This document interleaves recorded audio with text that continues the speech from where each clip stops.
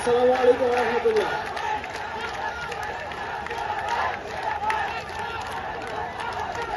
প্রিয় সহযোদ্ধা, আমাদের দীর্ঘ 1 বছর ধরে 3 আগস্ট থেকে শুরু করে আজকে পর্যন্ত আমরা কথা বলছি।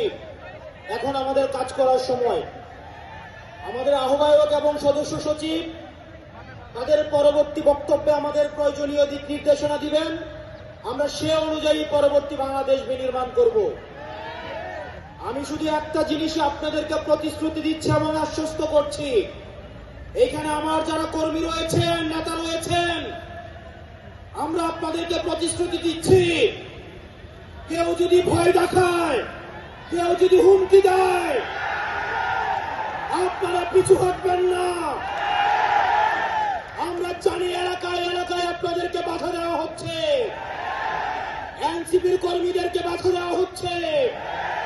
আমরা ত্যাক্ত কণ্ঠে বলতে চাই, টেকনাফ থেকে তেঁতুলিয়া, রূপসা থেকে পাথুরিয়া, এনসিপির একটা নেতা কর্মীর দিকে যদি কেউ চোখ তুলে তাকায়, আমরা তাকে রাজনৈতিক ভাবে মোকাবেলা করব। এনসিপির কর্মী এবং সহযোদ্ধারা পরবর্তী যাবে আমাদের আহ্বায়ক এবং সদস্য সচিব প্রয়োজনীয় দিক নির্দেশনা দিবেন।